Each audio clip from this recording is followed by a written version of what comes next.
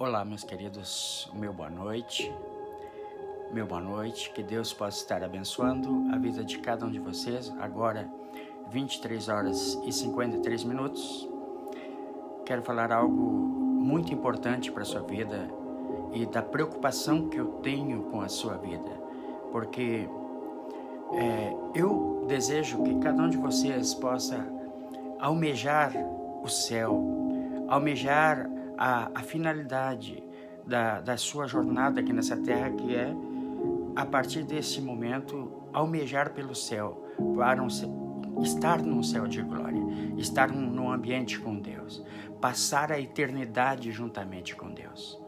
Muitas pessoas, elas vão para o inferno, não porque muitas delas queiram ir para o inferno. Elas vão para o lago de fogo, elas vão queimar naquele lugar eterno para todo sempre. Muitas delas porque desconhecem quem é Deus, desconhecem quem é Cristo, desconhecem o caminho de como obter a salvação. Claro que se você perguntar a grosso modo para cada pessoa, fazendo uma enquete na rua, elas vão dizer: não, eu quero o céu porque eu creio no meu Deus. Muitas delas vão afirmar ou se reafirmarem nessa expectativa que é puramente normal das pessoas almejarem o céu, né? Então, o céu ou o inferno é uma escolha que a pessoa faz, é uma escolha, você opta você opta almejar de estar no céu, de estar naquele lugar, de ter a tua eternidade com Deus. Ao contrário, muitas pessoas que optam pelo inferno, não que elas queiram ir, porque elas inconsequentemente, ou mesmo inconscientemente, ou mesmo involuntariamente, elas produzem fatos, ela cria uma condição para ir para o inferno. Então, é importante nós pensarmos e repensarmos esta situação. A palavra de Deus diz em Romanos capítulo 8 e versículos 1, portanto agora, nenhuma condenação há para os que estão em Cristo Jesus e que não andam segundo a sua carne, ou não andam segundo a carne, mas andam segundo o Espírito. Ou seja, o que ele está dizendo assim, aquelas pessoas as quais querem ir para o céu ou vão para o céu, elas já não têm mais condenação sobre as suas vidas e elas não andam mais segundo a sua carne, mas elas andam segundo o Espírito. O que esse texto quer dizer? Que a minha vida, que a sua vida não é mais conduzida pelas suas vontades ou pelas suas emoções, mas ela é conduzida pelo Espírito Santo de Deus. Eu não sou mais guiado. E como eu faço para não ser guiado mais por minha carne? E uma outra coisa que eu quero ler para você, está escrito também em Apocalipse, no capítulo 20, no capítulo que fala do juízo final. Fala do juízo final. Então, as pessoas, você não ouve pregar na internet a volta de Jesus. Você não ouve pregações em que trazem um alerta para a pessoa: olha, depois do arrebatamento virá a grande tribulação. Você não deve aceitar a marca da besta, você não deve aceitar as orientações do anticristo, você deve fugir para os montes, para as cavernas e não aceitar orientações, não negar Cristo. Isto para aquelas pessoas que vão ficar, lamentavelmente, para a grande tribulação, que vão pedir a morte, que vão pedir que os montes caiam sobre elas, mas a morte não vai ser tirada, será só no momento certo, onde o Senhor vai receber essas pessoas na glória. Quando lá em Apocalipse houve aquela pergunta no céu: de onde vieram estes? Jesus fala: estes vieram de grande tribulação e que lavaram as suas vestiduras no sangue do Cordeiro. Então vai ter salvação lá na grande tribulação. E tu não vê as pessoas falando sobre o juízo final. Olha, as pessoas que não creram em Cristo de nenhuma forma, lamentavelmente, vão passar pelo juízo final. A Bíblia diz que naquele dia, grandes e pequenos hão de lá chegar, vão se apresentar diante do Todo-Poderoso. Então, você não ouve essas palavras de orientação, que existe um céu de glória, um céu onde nós vamos gozar a eternidade com Deus, vamos viver para todos sempre com o Senhor, onde não haverá mais limitação temporal, onde nós vamos viver o Kairos de Deus na sua inteireza, lá onde nós vamos viver, onde não vai haver morte, não vai haver dor, não vai haver lágrimas, não vai haver sofrimento, não vai haver prejuízo material para você. Lá vai ser a eternidade com Deus, aquela glória com Deus, aquela vida em Deus. Mas por outro lado, se nós vivermos na carne, vivermos uma vida desregrada, vivermos uma vida fora da presença do Senhor, o que vai acontecer? Acontece que as pessoas serão lançadas no lago de fogo, onde arde fogo e enxofre. Como diz a palavra aqui, eu quero ler para você. E vi um grande trono branco e o que estava sentado sobre ele, de cuja presença fugiu a terra e o céu, e não se achou lugar para eles. E vi os mortos grandes e pequenos que estavam diante de Deus, e abriram-se os livros. E abriu-se o livro, abriu-se o livro, e abriu-se outro livro, que é o livro da vida. E os mortos foram julgados pelas coisas que estavam escritas nos livros, segundo as suas obras. E deu o mar os mortos que nele havia, e a morte e o inferno deram os seus mortos que neles havia. Foram julgados cada um segundo as suas obras. E a morte e o inferno foram lançados no lago de fogo. Esta é a segunda morte. E aquele que não foi achado escrito no livro da vida foi lançado no lago de fogo. Então, esse texto aqui diz o quê? Diz o quê? Que as pessoas as quais não foram achadas escritas no livro da vida. Por isso que quando nós falamos de Jesus, a gente diz, olha, nós temos que reatar a nossa identidade em Deus, nós temos que nos religarmos em Cristo Jesus. O pastor Tom fala muito da oração da legalidade. A oração da legalidade é aquela oração que Adão e Eva pecaram e foram destituídos da glória de Deus. Eles perderam aquele viés com Deus, aquela intimidade com Deus, e eles admitiram sobre si o pecado. Então eu faço a oração da legalidade para arrancar de mim, dos meus ombros, todo o peso e pecado, o pecado da morte que me leva para o inferno. E lá em Romanos capítulo 10, verso 9, nós temos a oração da legalidade, que nos reata, que nos reafirma, que nos alinha com Deus, e quando os nossos nomes, então, podem ser escritos no livro da vida. Então, aqui está escrito que todos aqueles que não foram achados escritos no livro da vida foram lançados no lago de fogo. Então, é importante que as nossas atitudes, que a nossa vida aqui nessa terra possa ser pautada pela palavra de Deus. Se nós queremos o céu, onde Deus habita, onde Deus é soberano, então eu preciso querer aqui nessa terra ter relacionamento com esse dono do céu. Eu preciso querer relacionamento com esse dono do céu.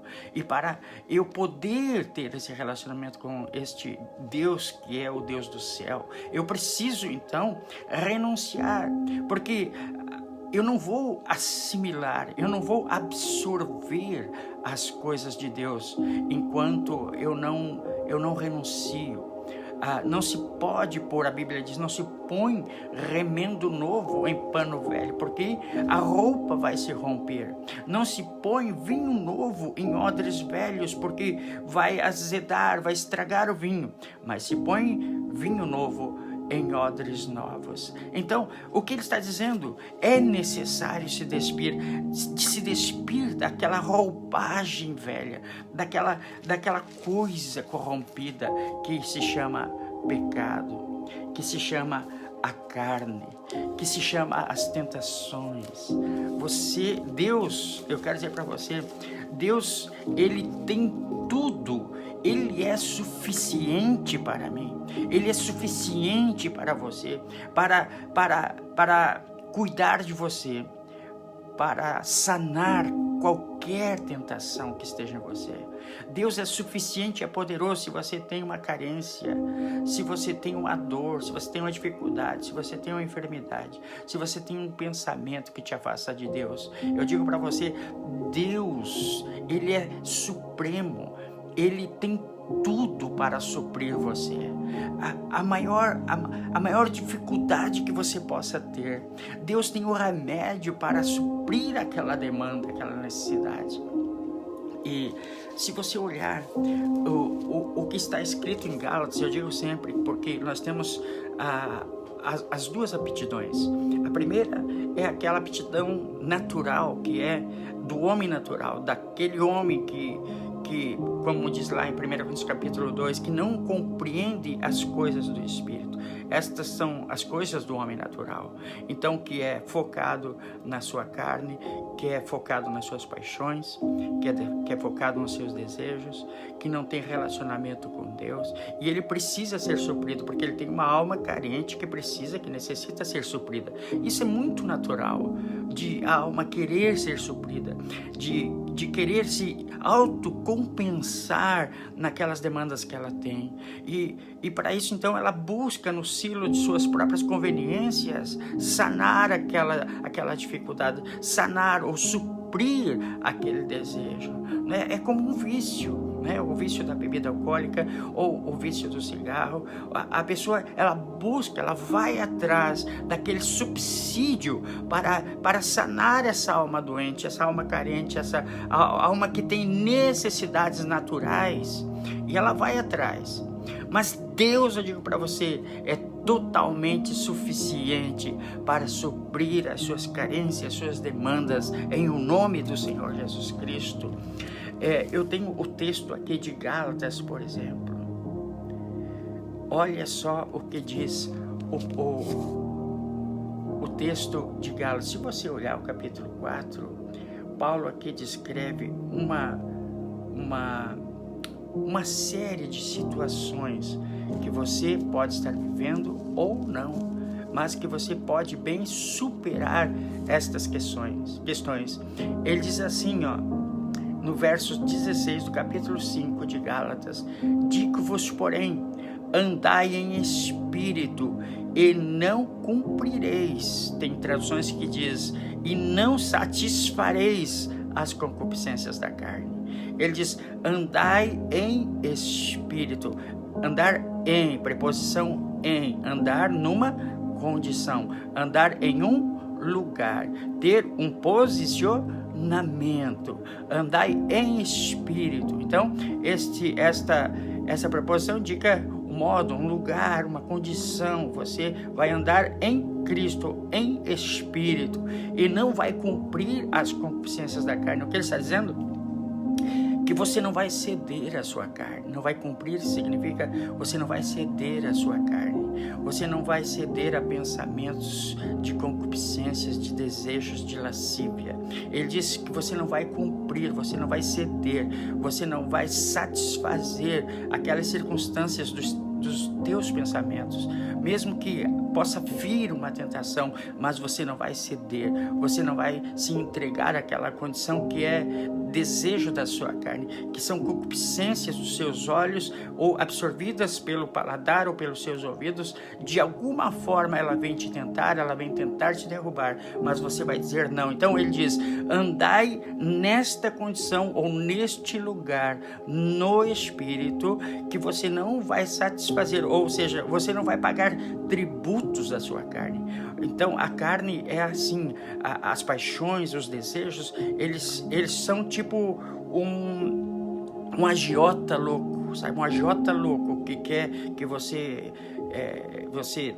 tem uma dívida, tu tem uma dívida com ele, ele está todo dia assim, eu quero meu dinheiro, quero meu dinheiro, quero meu dinheiro, quero meu dinheiro, quero meu dinheiro. A nossa carne, a nossa alma é como um agiota louco que está sempre querendo cobrar de nós, através dos nossos desejos, através das nossas paixões, e esta atividade carnal, ela quer nos destruir. ela quer arrancar o céu das suas mãos, ela quer arrancar o patrimônio eterno, onde você vai viver e morar para sempre com o Senhor. Ele quer roubar e quer te levar lá para o inferno, lá para o fogo ardente, lá para o lago de fogo. E é isso Deus não quer.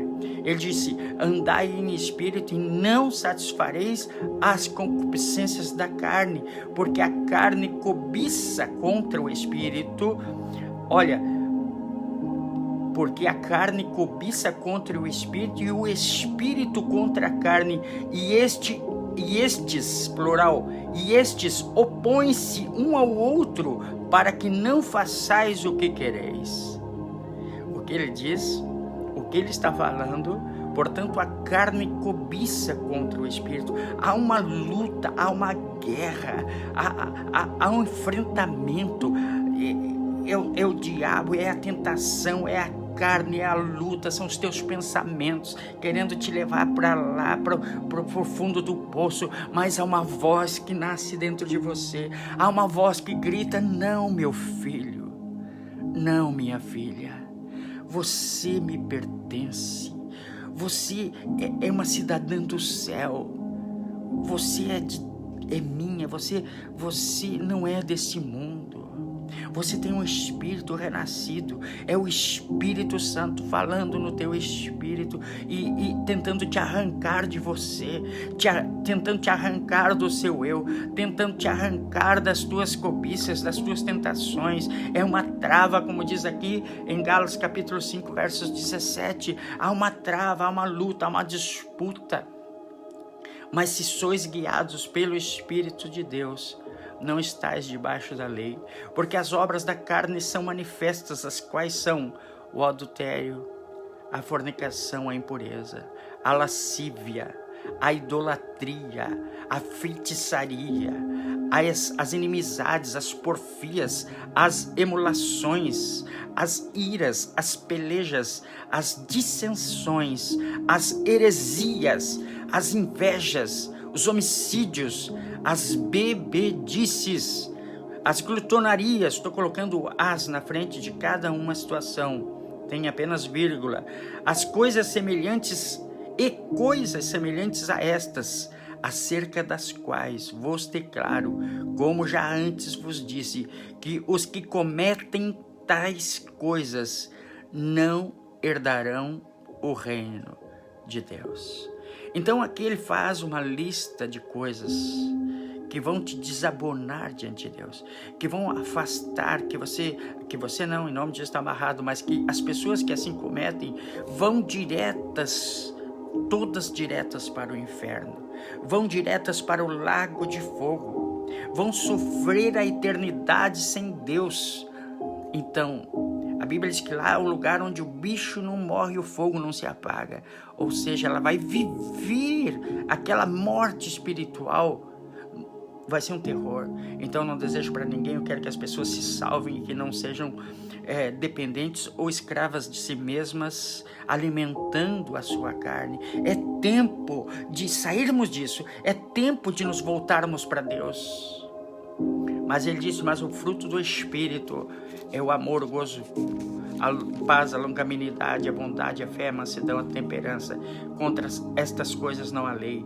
E os que são de Cristo crucificaram a carne com as suas paixões e concupiscência. E diz assim: se vivermos em Espírito, quer dizer, se nós vivermos para Deus, se nós estamos em Deus, se nós dizemos que somos de Deus, ele diz também: andemos também em Espírito.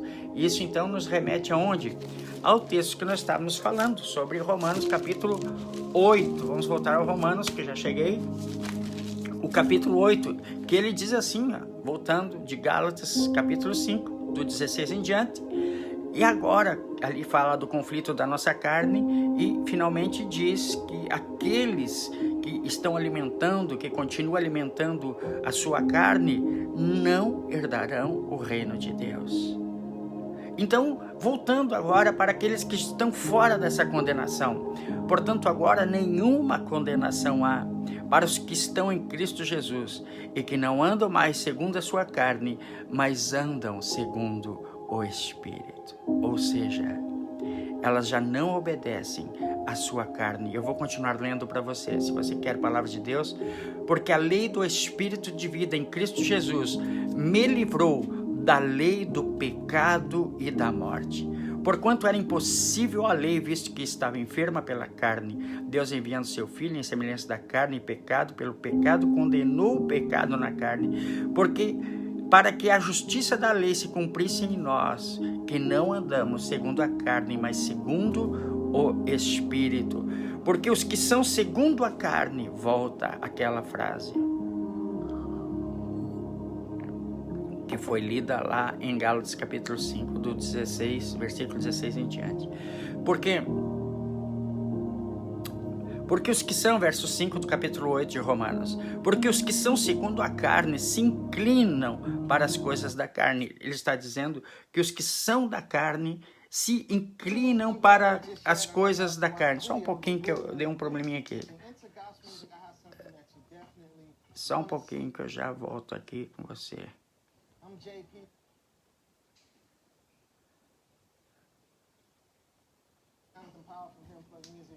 Só um pouquinho que já voltamos, não vamos perder o fio da meada.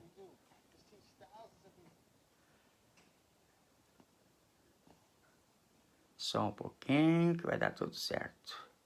Voltou.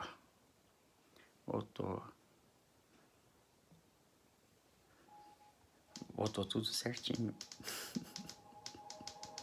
Não tem problema, o inimigo querendo te tirar do foco, o inimigo querendo te tirar daquilo que Deus tem para você. Deus tem algo extraordinário para a sua vida hoje.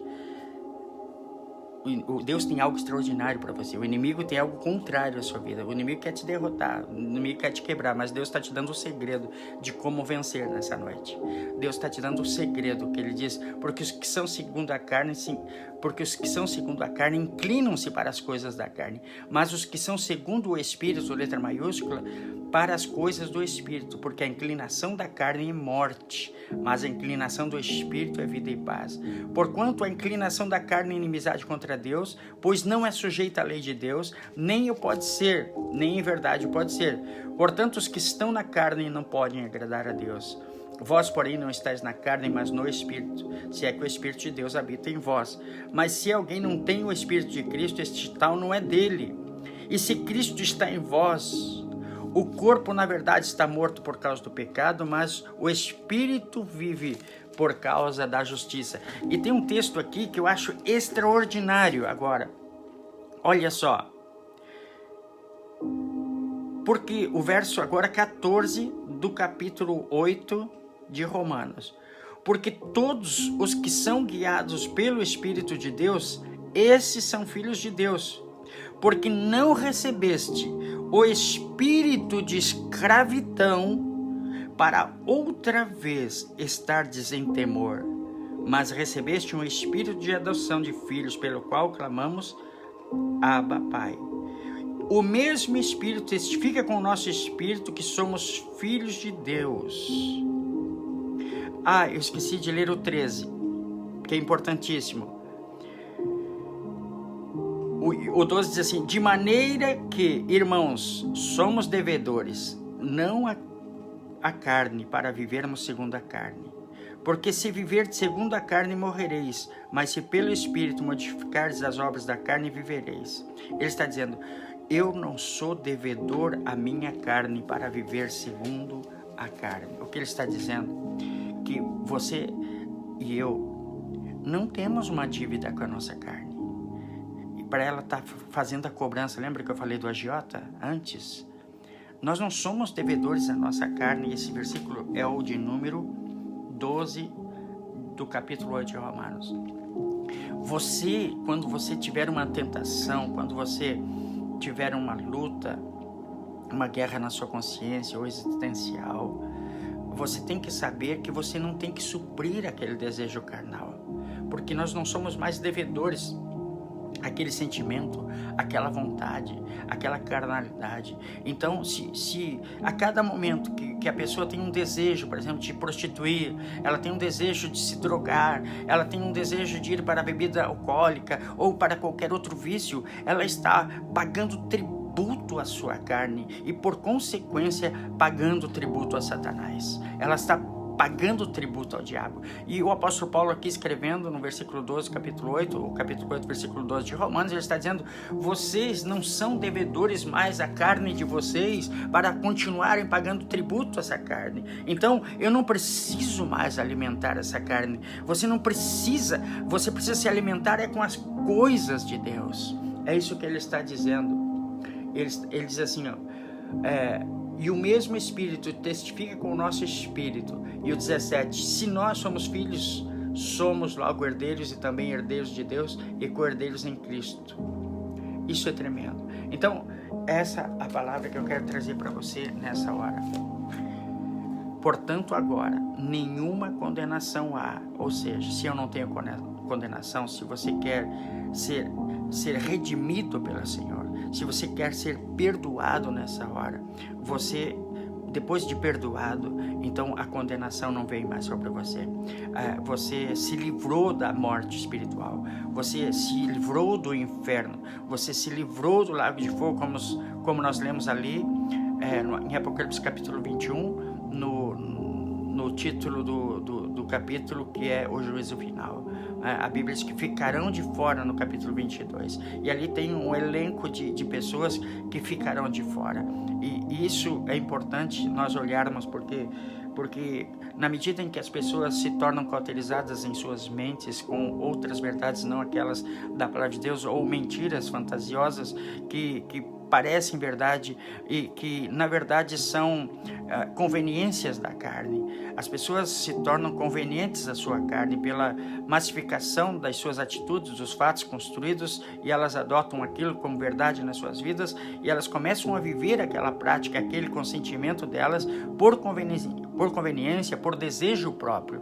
E elas precisam se livrar desses desejos. Elas precisam se livrar de deturparem a palavra.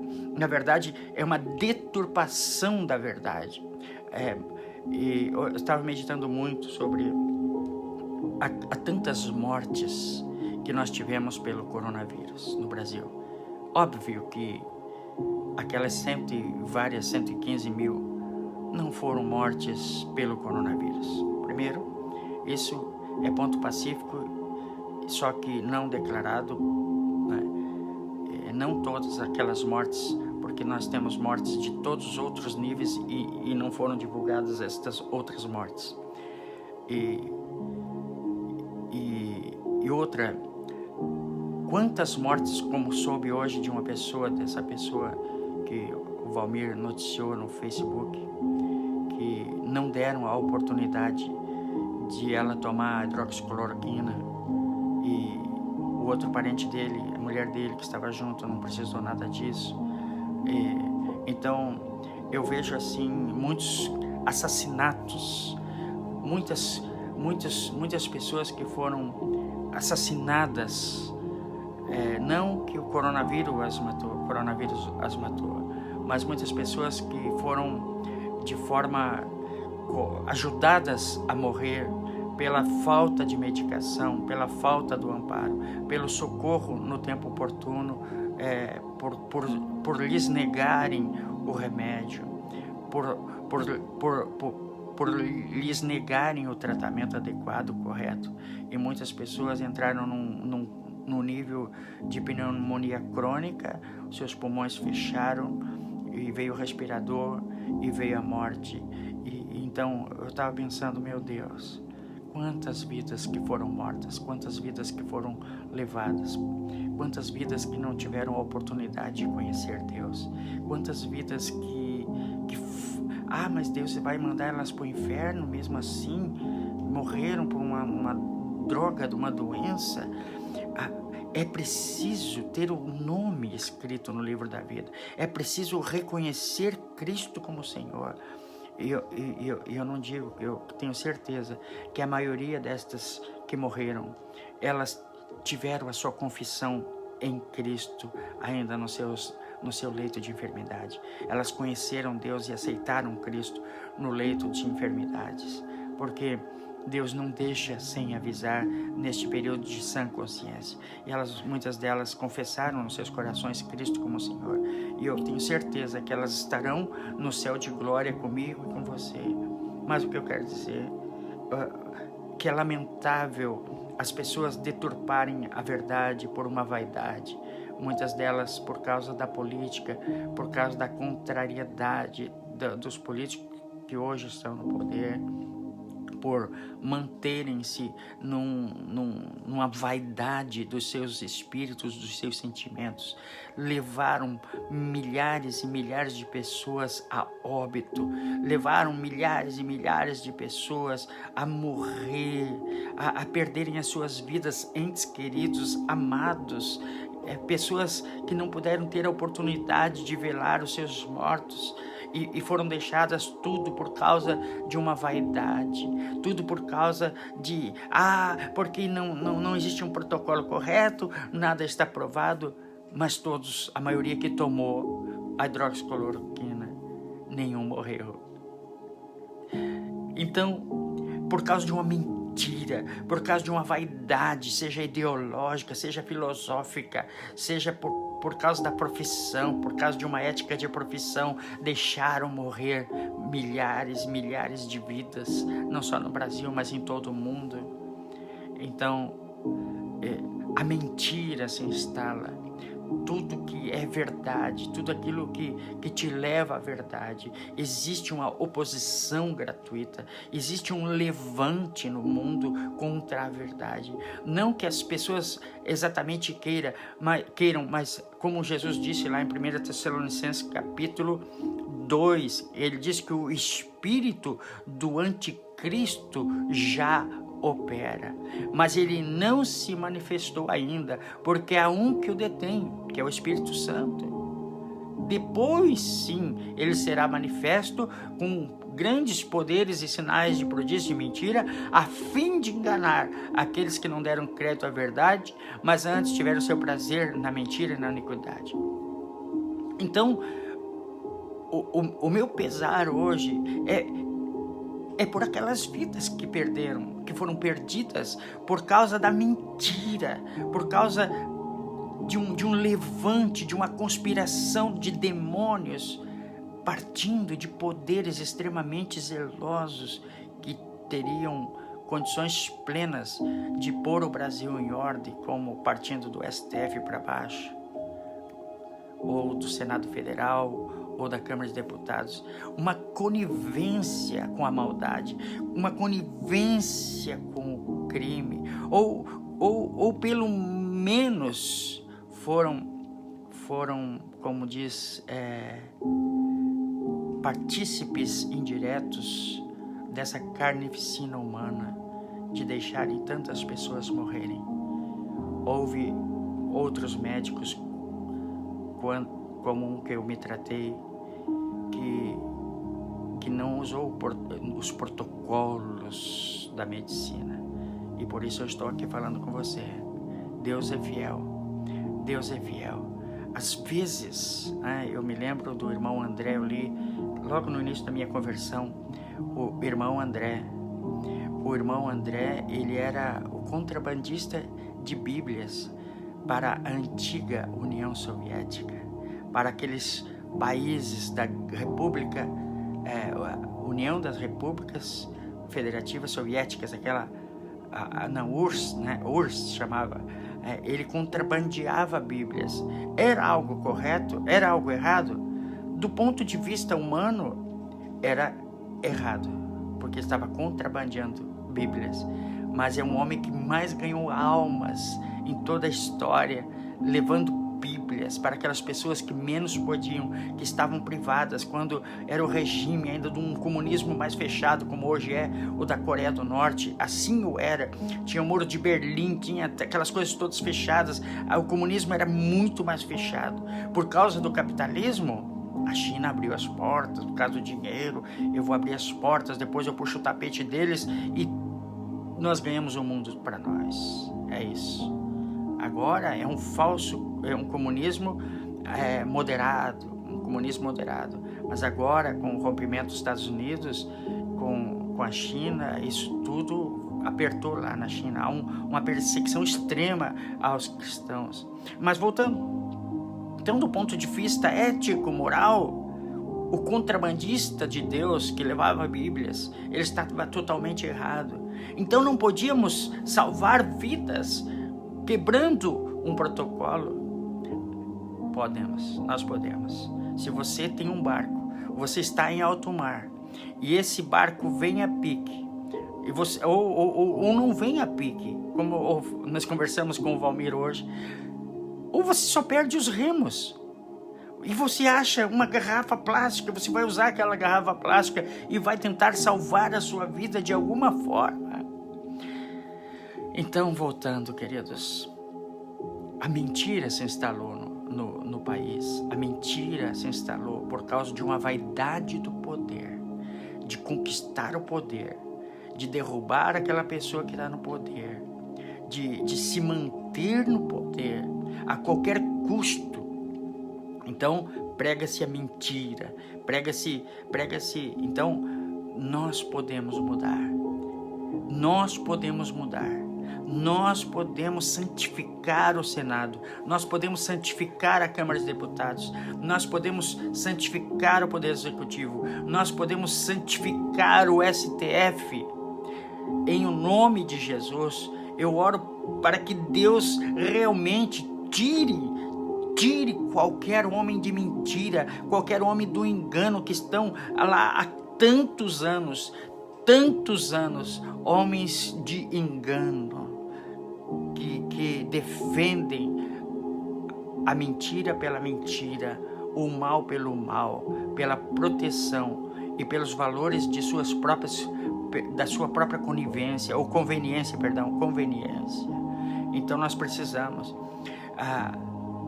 é preciso, eu creio que cada um deles tem o direito de serem salvos e também tem a oportunidade de se entregarem a Jesus e de se arrependerem das suas obras mortas, de seus pecados. Então eu vou orar para você. Agora é 30 minutos passou da meia-noite. Eu vou orar para que Deus guarde o seu coração e que esta não seja uma opção, mas uma decisão de fazer a escolha certa, de neutralizar os pecados da sua carne, de não pagar tributos mais à sua carne, porque nós não somos devedores à nossa carne para andarmos segundo a nossa carne, como está lá em Romanos 8 e versículo 12. Não somos mais devedores. Você não é mais devedor. Então, eu tenho o dever de não ceder à tentação. Nós temos a obrigação de não ceder às concupiscências. É aquilo que nós lemos agora mesmo, no versículo 2, que diz assim, aliás, no versículo 1, portanto agora, nenhuma condenação há para os que estão em Cristo Jesus, e que não andam mais segundo a sua carne, mas andam segundo o Espírito. Então, você não anda mais na sua carne, você anda segundo o Espírito. Então você precisa conhecer como é que o Espírito anda, quais são as exigências para viver uma vida em santificação, uma vida em renúncia em Deus, para criar, eu digo para você que esse é um período probatório da Igreja do Senhor, daqueles que vão ser salvos, para se adornarem, para se ataviarem. Se você olhar lá em Apocalipse capítulo 19, a Bíblia fala assim, que a noiva já se ataviou, lá no capítulo 19 de Apocalipse. Ali é o momento das bodas do Cordeiro. A noiva já se ataviou e foi permitido que se vestisse de linho fino, resplandecente e puro, que são os atos de justiça dos santos. Ou seja, ele está dizendo que a nossa vivência, que os nossos dias foram de construir a nossa roupa espiritual, a nossa vestimenta espiritual. É o que ele está dizendo lá em Apocalipse. É o grande momento das bodas do Cordeiro, do encontro da Igreja do Senhor com Jesus Cristo na eternidade. E estes momentos serão totalmente recompensados para aqueles que realmente renunciaram. Ele diz, quem quiser vir após mim, negue-se a si mesmo, tome a sua cruz e siga-me. Então é isso, eu vou orar por você em nome de Jesus. Pai, Eu oro por esse teu filho, por essa tua filha, Pai, que agora te recebem em o nome de Jesus, que tem entregue suas vidas no teu altar. Pai, se esta pessoa ainda não recebeu Cristo, eu quero que ela ore agora. Pai, Deus, perdoa os meus pecados. Pai, há tanto tempo eu tenho servido a minha carne, mas hoje eu ouvi esta palavra e eu quero renunciar às paixões, às tentações, porque eu quero te servir. Escreve agora o meu nome no teu livro da vida, Pai. A partir de hoje eu sou o teu, para viver uma vida inteira para ti, Senhor.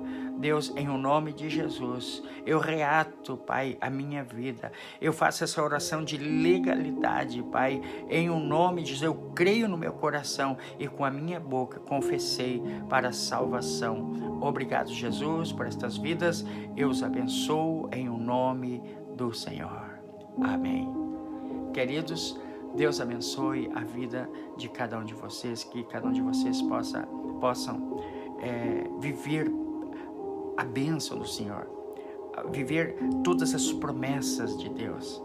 São muitas, os salvos, aqueles que realmente se acharam ou se encontraram ou entenderam que são filhos de Deus, podem viver todas as promessas da palavra de Deus para suas vidas.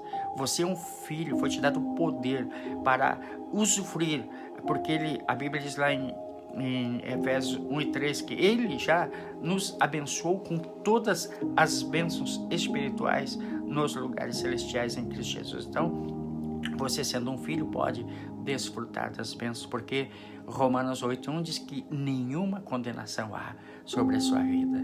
Deus abençoe muito você. Se apegue em Deus, comece a meditar na palavra, comece a orar. Eu sempre falo, orar no Espírito Santo, né? A recomendação, ore no Espírito Santo, ore em línguas, seja batizado no Espírito Santo, medita na palavra, porque nós temos que treinar a nossa alma, nós temos que sufocar todas as paixões, todas as tentações da nossa carne. É só assim, não tem jeito. A alma ela vai se salvando até a volta de Jesus. A alma você vai salvando ela, você vai mantendo ela salva até a vinda de Jesus. O teu espírito sim recebe uma nova natureza. Você nasce de novo para Cristo Jesus. É a única forma de você ter uma ligação com Deus é mediante o teu espírito nascido de novo. A tua alma nós vamos santificando a cada dia, não cumprindo as concupiscências da carne, através da palavra de Deus, através da oração. É isso. Céu ou inferno, uma escolha. Eu escolho o céu. Eu escolho viver para Deus. Eu escolho neutralizar a força da minha carne, porque a Bíblia fala no capítulo 7 que o aguilhão da morte é a carne. Então, esse aguilhão da morte, que é a carne, ele precisa ser santificado em o nome do Senhor Jesus. Amém. Deus abençoe a sua vida, tenha uma boa noite, uma noite de sono, que você possa acordar nessa terça-feira com toda a saúde, toda a bênção, né? Com muita saúde, com muita paz e com uma esperança viva, né? Não se desespere, creia que Deus é o teu provedor, que Deus está contigo, que as portas estão abertas, as portas de Deus sempre estão abertas, porque Ele diz, eis que diante de ti pus uma porta aberta que ninguém pode fechar. Então, creia que as portas do Senhor sempre estarão abertas. O que eu preciso é abrir os meus olhos para enxergar, os meus olhos espirituais para enxergar a porta que o Senhor já abriu para mim. Ok? Deus abençoe, fique com Deus, fique na paz do Senhor Jesus. Amém.